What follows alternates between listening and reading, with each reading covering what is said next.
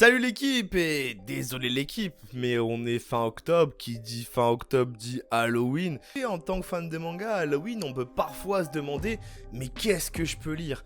Qu'est-ce que je peux lire comme œuvre qui me donne envie de frissonner, qui m'inquiète, qui me fait peur sous mon petit plaid, sous mon petit drap, quand minuit frissonne et que l'on entend les chauves-souris et les monstres gratter. Et justement, moi je suis là aujourd'hui pour vous présenter 5 œuvres.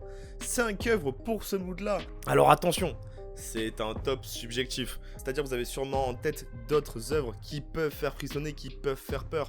Si c'est le cas et que je les ai pas citées, n'hésitez pas à les mettre en commentaire pour les autres viewers. C'est un top, c'est-à-dire je vais aller du moins spooky au plus spooky. Pour entrer dans l'ambiance, quoi de mieux qu'un manga sorti récemment qui compte 2 tomes. Dan 2 tomes sortis en ce mois d'octobre. Ça parle de quoi, Dan? Si vous savez pas de quoi ça parle, Dan, je peux rien pour vous, les gars. Tout le monde en a parlé, on s'est bouffé de la com depuis 2 mois. Il y a 1000 vidéos YouTube qui en parlent. Bon, faudrait se mettre à la page un petit peu. Non mais Dan, dans les grandes lignes, pour ceux qui ne connaissent pas, il y a de la sorcellerie, il y a des sorcières, il y a des aliens, il y a des monstres, des malédictions. Ça fait peur. Tout ça saupoudré d'une petite romance et de dessins qui démontent tout. Un rythme shonen comme on veut. Non, franchement, Dan, je pense que pour cet Halloween 2022, c'est un bon pied à l'étrier. Et pour continuer, toujours dans le côté spooky, Jagan. Jagan, de quoi ça parle? Jagan, déjà, c'est en 14 tomes. C'est-à-dire que si vous voulez vous le procurer pour Halloween, va falloir débourser de l'oseille. Mais c'est de l'oseille qui va être bien rentabilisée. Car Jagan, ça nous raconte l'histoire d'un policier. Un policier qui a envie de faire des choses sombres. C'est-à-dire tirer sur tout ce qui bouge. Malheureusement, il ne peut pas. Jusqu'au jour où il va se faire parasiter par une petite grenouille. Cette grenouille va lui donner des pouvoirs. Le pouvoir de Jagan. Il peut utiliser son doigt comme une arme à feu. Et à quoi va lui servir ce pouvoir? À tuer d'autres parasités par justement ces grenouilles aliens. Sauf que la grenouille alien, sur lui, elle l'a juste parasité, donné un pouvoir, ça l'a pas fait grand chose. Sauf que chez les autres, ça les a fait vriller. Ah, y a plus rien qui répond au niveau du cerveau, ça tue sa femme, ça tue son gosse, ça tue des innocents, et lui, le but du héros, c'est de flinguer tous ces détraqués. Sachant que dès qu'il tue un détraqué, ça permet de ralentir l'avancée du parasite, parce qu'il va forcément arriver à un moment donné où le parasite va prendre le contrôle. Si le héros, avant de perdre le contrôle de son corps, arrive à buter tous les parasités, il aura le droit de faire exaucer un vœu. Par exemple, devenir immortel ou ressusciter sa petite amie qu'il a tuée car elle-même était parasitée. Jagan, en 3 mots comme en un, c'est sombre, c'est sale, c'est grouillant, c'est collant, alors que c'est du papier, bordel de merde. Il est trop chaud, le dessinateur est trop chaud. Donc je vous le recommande en numéro 4 pour cet Halloween.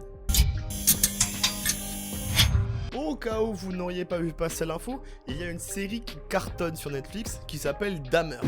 Dahmer, ça raconte l'histoire d'un psychopathe tueur en série qui fait des trous dans la tête des gens et qui met de l'acide.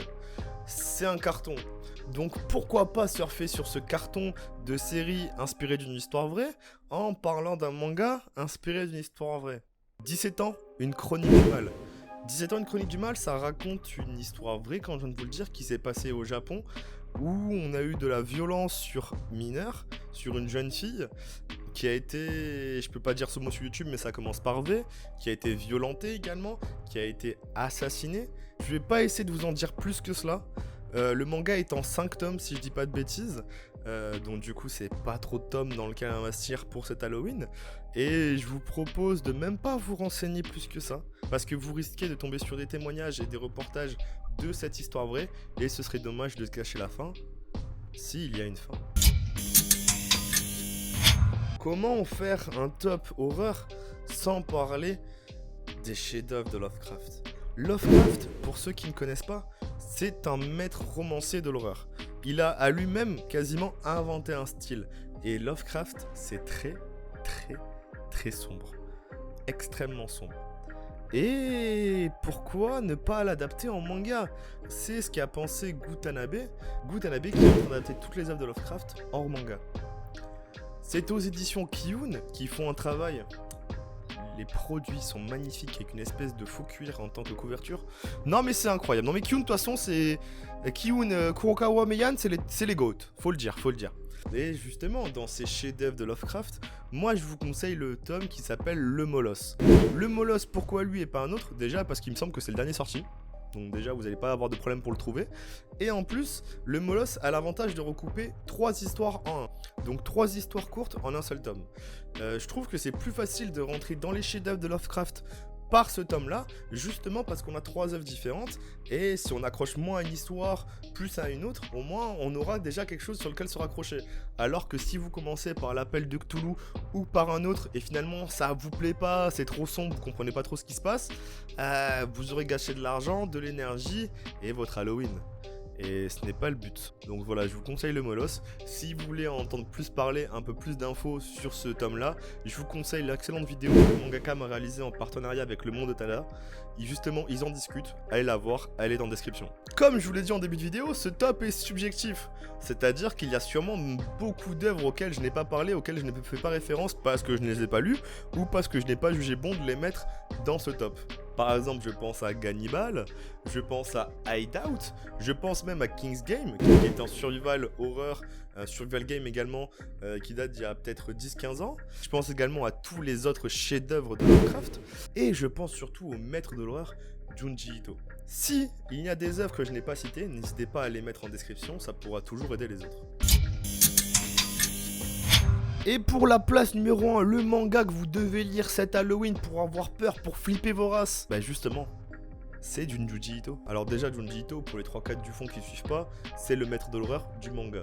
Voilà, le mec est auto-proclamé maître de l'horreur. J'ai même envie de vous dire, il est même pas auto-proclamé. Il est proclamé, voilà, c'est fait, c'est écrit, épitaphe, Junji Ito, maître de l'horreur. Il a écrit énormément d'œuvres, énormément de mangas d'horreur.